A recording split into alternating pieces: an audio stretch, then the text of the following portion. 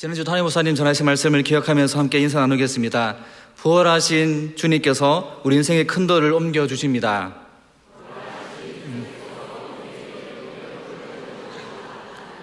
부활하신 주님께서 우리의 인생의 큰 돌을 옮겨주실 것을 믿고 축복합니다. 사사기에는 우리 잘 아시지만 반복되는 패턴이 있습니다. 죄를 짓고 징계를 받습니다. 그렇지만 하나님께서 그들이 회개할 때 구원해 주십니다. 그렇지만 또 그들은 반복해서 죄를 짓고 징계받고 또 회개하고 구원을 받습니다.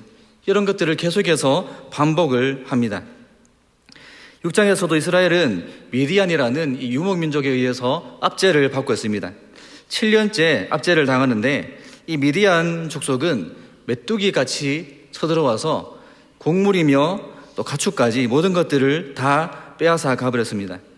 이스라엘 백성들은 그들을 피해서 산속에 들어가 숨어 지내는 신세가 되어버렸습니다. 성경은 이스라엘이 징계를 받는 그 이유를 분명히 말하는데 그 이유는 하나님 앞에서 그들이 또 악을 행했기 때문이다라고 분명히 말하고 있습니다. 6장 1절에 보시면 이스라엘 자손이 또 여호와의 목전에 악을 행하였으므로 여호와께서 7년 동안 그들을 미디안의 손에 붙이시니 라고 합니다. 그렇지만 하나님은 이스라엘이 부르짖는 것을 들으시고 그들을 다시 구원해 주십니다. 미디안의 압제에서 그들을 구원해 주시기를 작정하시고 한 사람을 부르십니다. 물론 하나님께서는 직접 혼자서 그 일을 행하실 수 있습니다. 혼자서 하늘에서 이스라엘을 구원하실 수도 있지만 그렇게 하지 않으시고 한 사람을 불러서 하나님의 일을 하게 하십니다. 그것이 바로 하나님께서 일하시는 방식임을 믿습니다. 저와 여러분도 그렇게 하나님의 손에 쓰임받기를 소망합니다. 그런데 이번에는 그 사람이 잘 아시는 기드온이라는 사사입니다. 특별히 이 기드온은 그냥 사사가 아니라 대사사라고 불려지는 사사 중에 한 명입니다. 기드온 하면 우리가 자동으로 딱 연상되는 단어가 있습니다. 그게 뭐냐면 기드온과 300용사라는 단어가 자동으로 따라 붙습니다. 그리고 기드온과 300용사 하면 보통 이런 이미지가 머릿속에 그려집니다. 여러분 뭔지 아십니까? 300이라는 영화를 보셨을 건데 이 영화 300에서 물론 이렇게 영화적 요소가 들어가 있지만 300명의 스파르타 군인들이 100만 명의 적들과 싸웠다라고 말합니다. 물론 실제는 그렇게 되지 않지만 수백 배가 더 넘는 사람들과 이렇게 용맹하게 싸웠던 그 300명의 이미지와 겹쳐집니다. 그렇다면 이 대사사라고 불리는 기드온, 이렇게 실제로 대단한 사람이었겠습니까? 모세나 다윗이나 바울처럼 아니면 다니엘처럼 엄청난 믿음의 사람이었을까? 아니면 이순신 장군처럼 뛰어난 그런 탁월한 지략을 가진 지휘관이었을까요? 성경이 말하는 것은 오히려 정반대입니다.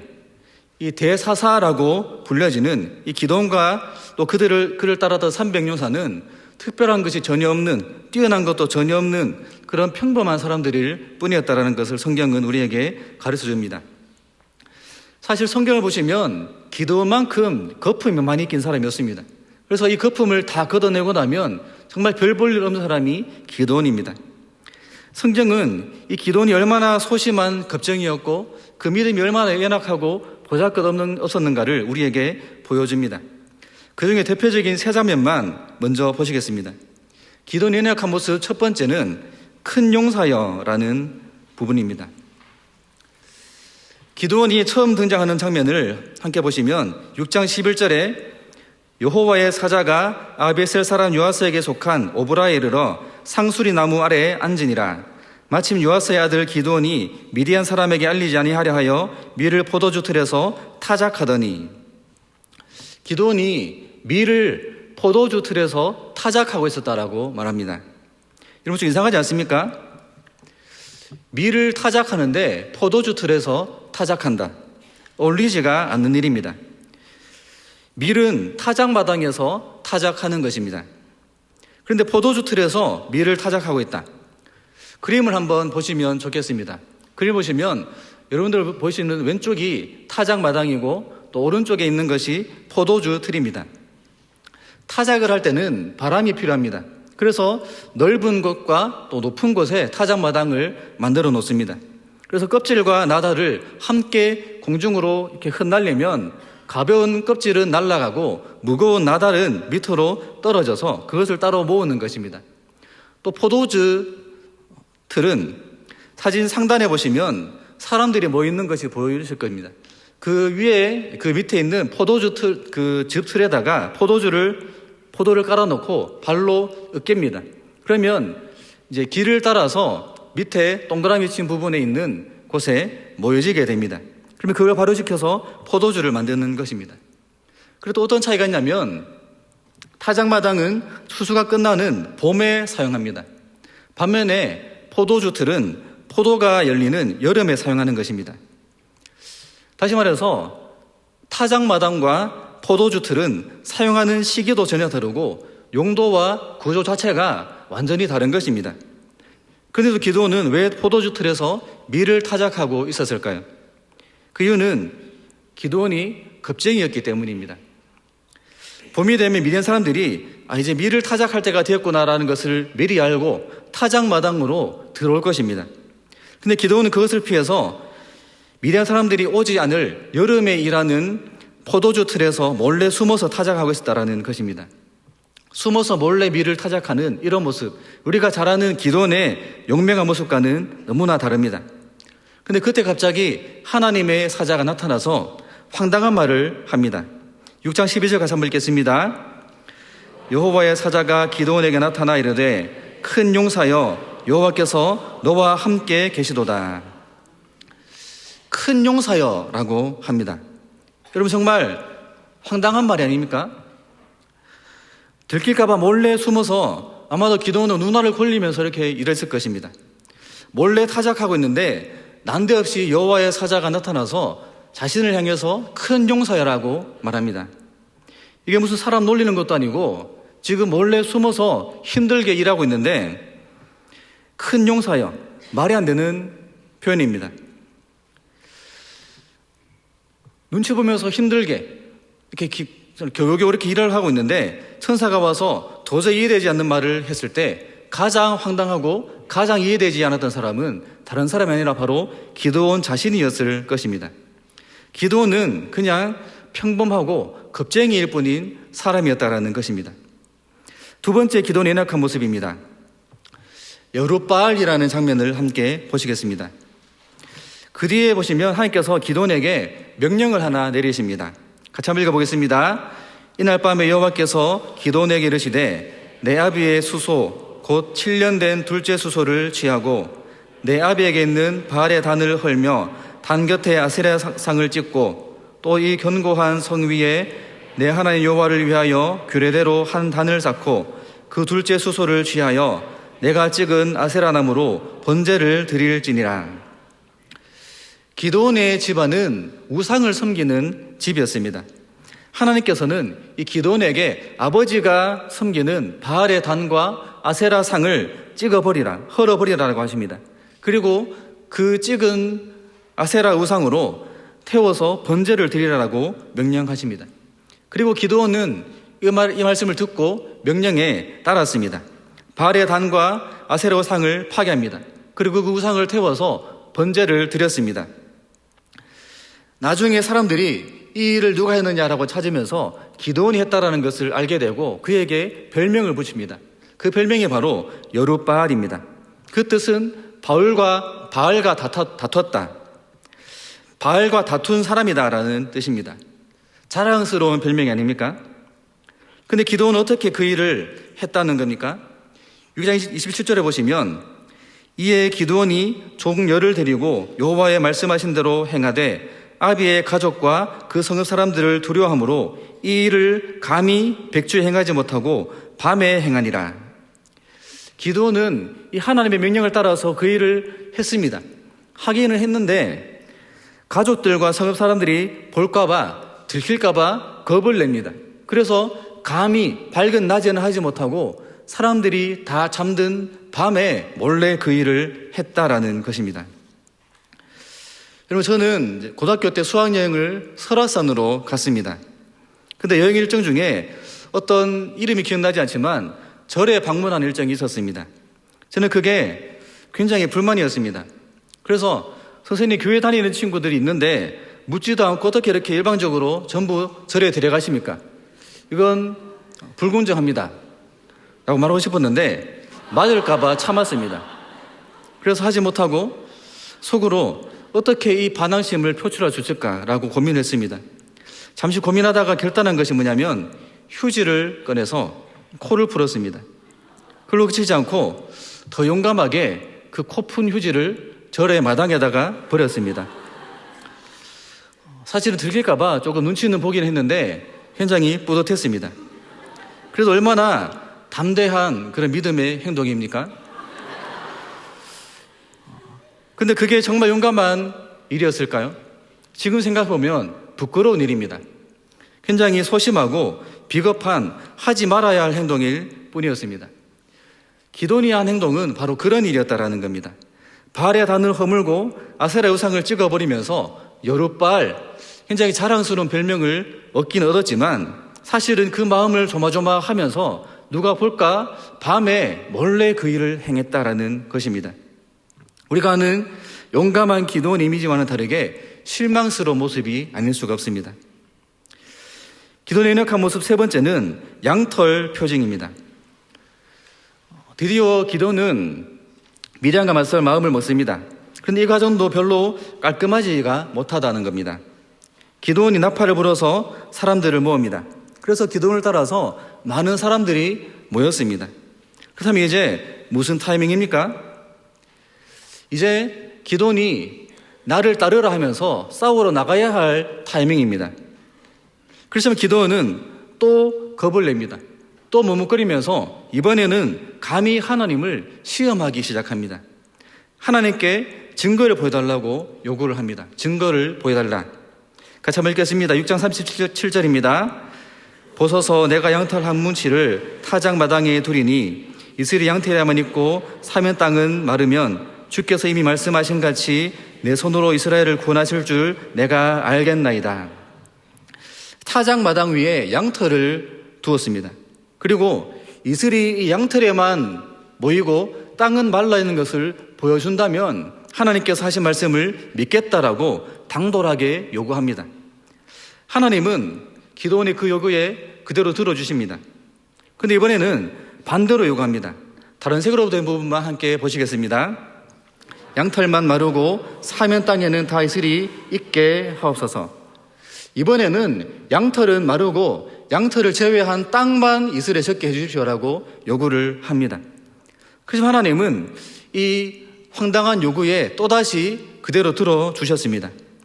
이런 우여곡절을 끝에 기도원은 비로소 미디안과 맞설 결심을 하게 되었습니다.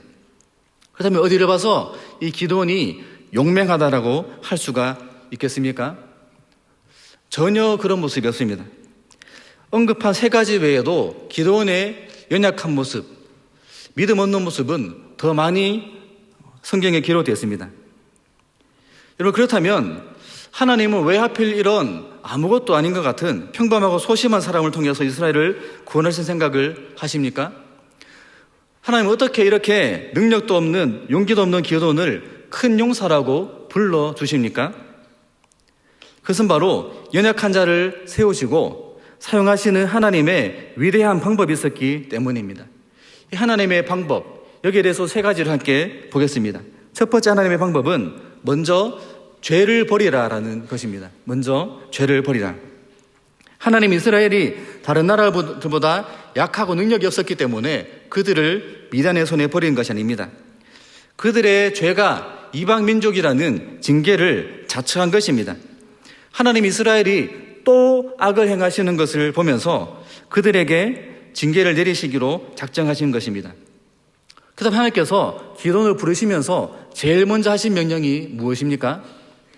기도원을 처음 부르시면서 그에게 명령하신 것이 사람들을 불러 모아라, 그들을 훈련시키고 무기를 준비해라, 이런 명령을 하시지 않았습니다. 하나님이 제일 먼저 명령하신 것은 뭐냐면 전쟁 준비가 아니라 우상을 제거할 것을 명령하셨습니다. 제일 먼저 그 아버지가 섬기는 바알의 단과 아사라의 우상을 제거하라라고 명령을 하신 것입니다. 이스라엘 백성들은 어떻게 하면 우리가 미디안이라는 이 어려움에서 구원받을 수 있을까라는 생각만 했지만 하나님은 그것보다 먼저 이스라엘이 죄를 회개하고 그 죄를 제거하기를 원하셨습니다. 하나님께 여러분들은 쓰임받기를 원하십니까? 저도 그렇게 되기를 소망합니다. 우리 모두 그렇게 쓰임받기를 간절히 소망합니다. 물론 하나님은 우리에게 많은 일을 맡길 수도 있고 큰 일을 맡기실 수도 있습니다. 그렇지만 하나님께서 우리에게 많은 일, 큰 일보다 먼저 원하시는 것은 바로 우리가 하나님과의 관계가 회복되는 것을 원하시는 줄로 믿습니다. 우리가 하나님 앞에서 죄로 인해서 막혀있는 벽이 있다면 그 벽을 허물어야 합니다. 우리의 죄를 고백하고 그 죄의 문제를 해결해야 하는 것입니다. 며칠 전에 길을 가다가 발에 불편함이 느껴졌습니다. 그 이유는 양말 속에 눈곱만한 모래알 하나가 들어가 있었기 때문입니다. 이 눈곱만한 모래알 하나 때문에 걸을 때마다 발이 불편하고 신경이 집중되는 그런 느낌을 받았습니다. 우리는 어떻습니까? 우리는 이 양말 속에 들어간 모래알 하나는 굉장히 신경 쓰고 빨리 이걸 빼내야 되겠다라고 생각을 하지만 우리 내면에 깊이 박혀있는 그 죄의 문제는 어떻게 합니까? 하나님과의 관계를 가로막고 있는 그 죄의 문제는 애써 외면하지 않습니까? 하나님은 바로 그 죄를 제거하라고 하시는 것입니다. 우리 하나님 앞에서 그 죄를 회개해야 합니다. 그게 바로 하나님께 쓰임받는 것보다 먼저입니다. 왜냐하면 우리가 사명을 감당하며 나가는 그 삶이라는 것은 치열한 영적 전쟁을 싸워 나가는 것이기 때문입니다. 우리는 먼저 죄를 고백하고 죄 문제를 해결받아야 합니다. 죄를 뒤로 하고 나서 하나님과의 관계가 회복된 후에 진정으로 하나님께 쓰임받을 수가 있음을 믿습니다. 영국의 한 왕정의사가 있었습니다. 근데 그 의사는 환자들을 열심히 치료를 하고 나서 그 환자들이 건강해져서 또 죄를 짓는 모습을 보게 되었습니다. 이 의사는 그리스도인으로서 자신이 하는 일에 회의를 느꼈습니다. 그래서 그는 진정한 치료라는 것은 육체의 질병을 고치는 것이 아니라 근본적인 영혼의 문제를 해결하는 것이다라는 것을 깨달았습니다. 그래서 그는 목사가 되기로 결심합니다. 그 의사, 그 목사가 누구냐면 바로 마틴 로이드 존스 목사님입니다. 로이드 존스 목사님은 우리에게 진정으로 시급한 문제는 다른 것이 아니라 죄의 문제다라는 것을 알았던 것입니다. 하나의 방법 두 번째는 함께 하심입니다. 하나님의 사자는 기도원을 큰 용사여라고 불렀습니다. 그래서 기도원의 그때 모습을 보았기 때문이 아닙니다. 기도원이 장차 어떻게 쓰여질 것을 미리 말씀해 주는 것이었습니다. 6장 12절입니다. 큰 용사여 여호와께서 너와 함께 계시도다. 여호와께서 너와 함께 계시도다. 이 사실이 가장 중요한 사실입니다. 기도원은 이 하나님의 사자가 자신을 큰 용사여라고 불렀을 때 어떻게 반응하냐면 제가 어떻게 이스라엘을 구원합니까? 저와 저의 집안은 가장 작고 보잘것없는 아무것도 아닌 사람들입니다. 그렇지만 하나님 기도원에게 말씀하십니다. 여호와께서 그에게 말씀하시되 내가 반드시 너와 함께하리니 내가 미디안 사람 치기를 한 사람 치듯 하리라. 기도원이 메뚜기 떼와 같이 많은 수많은 미디안 족속들을 치는데 마치 한 사람을 치는 것처럼 쉽게 칠 것이다라고 말씀하신 것입니다. 그리고 그 힘의 근원이 어디 있다는 것입니까? 기도원 그 자신에게 있다는 것이 아니라 하나님 자신에게 있는 것입니다. 내가 반드시 너와 함께 하리니 하나님이 반드시 함께 하실 것이기 때문에 기도원 스스로의 힘이 아니라 하나님을 의지해서 이길 수가 있다라는 것입니다. 기도원은 싸울 사람들을 불러 모읍니다. 모인 사람의 숫자가 32,000명이었습니다. 미디안 족속이 아말렉 사람과 동방 사람들을 모아서 함께 공격을 해옵니다. 그 적들이 몇 명인지 정확하게 기록이 되어 있지 않지만 32,000명이라면 그래도 조금 가능성이 있었을 것입니다. 그런데 하나님은 믿을 수 없는 말씀을 하십니다. 너를 따르는 백성이 너무 많다는 겁니다. 전쟁을 두려워하는 사람은 돌려보내라. 그럼 전쟁을 하는데 사람이 많으면 많을수록 좋은 것 아닙니까? 근데 백성들이 많으니까 돌려보내라. 말이 되지 않습니다. 어쨌든 두려운 사람들을 가라고 하자 22,000명이 가고 10,000명이 남았습니다. 근데 하나님은 또 말씀하십니다. 그래도 아직 백성들이 너무 많다. 너를 따르는 사람들이 아직도 많다라고 하십니다. 그리고 나서 진짜로 싸울 사람을 뽑는 심층 면접을 보십니다. 근데 이 면접이라는 것이 기가 막힌 방법입니다. 남은 사람들을 물가로 데려가서 물을 마시게 하라고 합니다. 그래서 이 물을 마시는데 개가 핥는 것 같이, 즉 물에다가 입을 갖다 대고 혀로 물을 핥아서 먹는 사람은 돌려보내라는 겁니다. 그리고 무릎을 꿇고 손으로 물을 떠먹는 사람은 남기라. 그렇게 해서 남은 사람이 300명이었습니다. 여러분, 이렇게 남은 사람들이 바로 기도원의 300용사다라는 겁니다. 대단하지 않습니까, 여러분? 무릎을 꿇고 손으로 물을 떠먹다니 너무나 대단합니다. 정말 그렇습니까, 여러분? 도대체 어디를 봐서 이 사람들이 위대한 용감한 300용사라는 것입니까? 그냥 어쩌다 보니까 손으로 물 떠먹다가 남은 사람들입니다.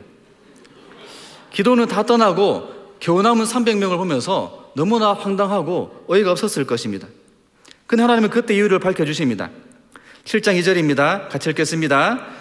여호와께서 기도원에게 이르시되 너를 쫓은 백성이 너무 많은즉 내가 그들의 손에 미리한 사람을 붙이지 아니하리니 이는 이스라엘이 나를 거스려 자긍하기를 내 손이 나를 구원하였다 할까 함이니라. 무슨 뜻입니까? 만약에 많은 사람들이 너를 따라서 전쟁에 나가서 이겼다. 그렇게 된다면 어떤 말을 한다는 겁니까? 바로 우리가 많으니까, 우리가 힘이 있으니까 우리가 이긴 것이 아니냐, 이렇게 스스로 자긍하게 될 것이다라는 겁니다. 그래서 그들이 다시 망하는 길입니다. 하나님께서 보시는 것, 하나님께서 중요하게 여기시는 것은 그 군대의 숫자나 힘이 아니었습니다. 그 능력이 아니었습니다. 전능하신 하나님께서 그들과 함께 하신다는 그 사실을 말씀하기를 원하셨다는 겁니다. 마지막 세 번째 하나님의 방법, 세 번째입니다. 순종 요구 부분을 보겠습니다. 7장 9절에 보시면 이렇게 말합니다. 이 밤에 여호와께서 기도원에게 이르시되 일어나 내려가서 적진을 치라. 내가 그것을 내 손에 붙였느니라. 하나님은 이 말씀을 하시는 겁니다. 너를 따르는 사람은 겨우 300명밖에 없지만 내가 너와 함께 한다. 너는 300명밖에 데리고 있지 않지만 내가 너를 보내고 내가 전쟁을 주관한다. 그러니까 너는 내 뜻에 순종해서 나가서 나를 의지하고 싸우라라는 말씀을 하시는 겁니다. 기도원의 전쟁 전략은 간략하게 말씀드리자면 이렇습니다. 일단 300명을 100명씩 세 무리로 나눕니다. 그리고 한밤중에 적진에 침투하게 합니다. 그들의 손에는 각각 나팔과 빈 항아리를 들고 있습니다. 그리고 항아리 안에는 횃불을 감춥니다. 그리고 기도원과 기도원 주위에 있는 사람들이 나팔을 불기 시작할 때 모든 사람들이 적들을 사면에서 에워싸고 나팔을 불고 항아리를 깨뜨립니다. 그러면서 여호와를 위하라, 기도원을 위하라 이렇게 외치는 겁니다. 여러분, 이게 무슨 장난도 아니고 이게 어떻게 전쟁입니까? 그리고 300명이 에워싼다고 포위가 되겠습니까? 정확하게 성경이 표현하지 않지만 아마도 이때 적들의 수는 최소한 수십만 명은 되었을 것이다라고 말합니다. 그 수십만 명이 되는 사람들을 300명이 사방에서 에워싼다고 위협이 되겠습니까? 무기라고는 나팔과 항아리입니다. 저도 군대 갔다 왔지만 나팔 부는 법, 항아리 드는 법 이런 거 배운 적이 없습니다. 근데 성경의 전쟁을 보시면 예외 없이 적용되는 중요한 원칙이 하나 있습니다. 그 원칙은 뭡니까? 전쟁의 승패라는 것은 사람의 많고 적음에 달려있지 않았다는 겁니다. 강력한 무기에 달려있지 않았다는 겁니다. 바로 하나님을 신뢰하고 순종할 때 이스라엘은 군사의 수와 상관없이 전쟁에서 승리했다는 것을 우리는 잘 알고 있습니다. 사무엘이 이렇게 말합니다. 사무엘이 가로되 여호와께서 번제와 다른 제사를 그 목소리 순종하는 것을 좋아하신 같이 좋아하시겠나이까. 같이 읽겠습니다. 순종이 제사보다 낫고 듣는 것이 수양의 기름보다 나으니. 굉장히 유명한 말씀입니다. 기도원과 300용사, 겨우 300명밖에 되지 않았지만 하나님께서 이기게 하실 것이라는 그 말씀을 듣고 나팔과 항아리와 횃불을 가지고 담대히 나갔습니다. 그리고 그렇게 했을 때 하나님은 이기게 하십니다. 적들은 기겁하고 놀라고 도망을 칩니다. 난리가 나서 서로 칼을 치면서 자멸을 하게 되었습니다. 이런 기도원과 300용사, 전혀 대단한 것이 없는 그런 사람들입니다. 어쩌다가 손으로 물을 떠먹는 바람에 남은 그런 사람들일 뿐이었습니다. 잘한 것이라고는 딱 한 가지가 있습니다. 하나님을 믿고 신뢰한 것입니다. 그래서 나팔과 항아리와 횃불을 들고 전쟁 가운데 나간 그 모습밖에 잘한 것이 없습니다. 죄송하지만 제 얘기를 한 번만 더 하겠습니다. 저는 원래 공대 출신입니다. 근데 하나님께서 은혜를 주셔서 목회자가 되기로 결심했습니다. 신학대학원을 가기로 마음먹고 이제 오랫동안 기도하고 고민하고 결심한 것을 당시에 이렇게 다녔던 모교회의 한 형에게 이야기했습니다. 어렸을 때부터 저를 이렇게 잘 아니까 격려해 줄 것이다라는 마음을 가지고 내가 이제 신대원 가려고 한다 이렇게 얘기를 했습니다. 근데 그때 했던 그 형의 말이 이랬습니다. 니는 안 된다. 이렇게 말합니다. 니는 안 된다. 잠시 고민하지도 않고 0.1초 만에 니도 안 된다라고 말합니다. 정말 어이가 없었습니다.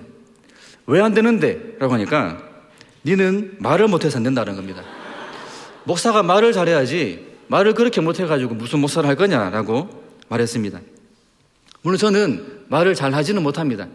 그렇지만 제 마음에는 어떤 확신이 있었습니다. 하나님께서 말을 잘하게 하실 것이다라는 그런 확신이 아니라 내가 비록 말을 잘 못할지라도 하나님께서 나를 부르시고 하나님께서 나를 선택하셨다면 그리고 내가 그 하나님의 부르심에 순종하면서 나아간다면 하나님 나를 사용하실 것이다. 그 확신이 제 마음 가운데 있었습니다. 기도원의 지식과 경험과 능력, 군사의 숫자는 전혀 중요하지 않았습니다. 중요한 것은 아무것도 아니고 지극히 평범한 기도원을 하나님께서 부르셨다는 사실입니다. 그리고 기도원은 그 부르심에 머뭇거리고 두려워했지만 결국 순종하며 나아갔다는 것입니다. 하나님께서 우리와 함께 하십니다. 그렇다면 우리에게 두려울 것이 무엇이 있습니까? 하나님은 능치 못하실 일이 없으신 줄로 믿습니다. 우리는 약하지만 하나님께서 우리를 부르셨고 우리 세상 가운데 보내십니다.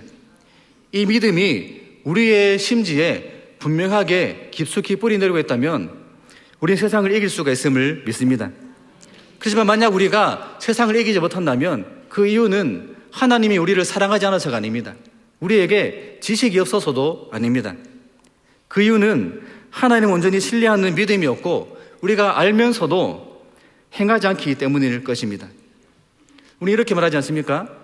저는 잘하는 게 없습니다. 말도 잘 못합니다. 저는 부족하고 죄인입니다. 이렇게 말할 때가 있지 않습니까? 당연한 사실입니다. 그 사실을 누가 잘 알겠습니까? 누구보다 하나님이 더 잘 아십니다. 그래서 하나님은 거기에 전혀 관심을 두지 않으십니다. 담임목사님께서 자주 하신 말씀이 무엇입니까? 우리가 아무것도 아니지만 물 묻은 휴지처럼 하나님께 꼭 붙어 있으면 되는 것입니다. 우리에게 중요한 것은 지식이 아니라 믿음이 먼저입니다. 능력보다 중요한 것은 듣는 것입니다. 우리가 해야 할 것은 판단이 아니라 순종하는 것 뿐입니다. 말씀을 마치겠습니다. 왜 하나님의 방법이 위대하다는 것입니까? 하나님께서 약하고 지혜 없고 능력이 없고 평범한 사람과 함께 하시기 때문입니다. 저와 같이 보잘것없는 사람도 하나님께서 동력자로 불러주셨습니다. 하나님 나라의 선한 일에 부르시고 동참시켜 주셨기 때문에 그 하나님의 일이 방법이 위대한 것입니다. 그래서 힘과 능력과 눈에 보이는 것이 지배하는 세상 가운데 힘의 논리가 아니라 믿음의 논리로 순종의 논리로 승리하게 하시는 것이 하나님의 위대한 방법인 줄로 믿습니다. 내가 그것을 내 손에 붙였느니라. 우리가 가진 것이 없어도 하나님은 모든 것을 가지셨습니다. 우리가 약해도 하나님은 강하십니다. 우리가 부족해도 하나님은 모든 것을 행하실 수 있는 능력 있는 분임을 믿습니다. 하나님께서 우리를 택하셨고 우리를 부르셨다면 우리도 기도원처럼 300용사처럼 쓰임받을 수 있음을 믿습니다.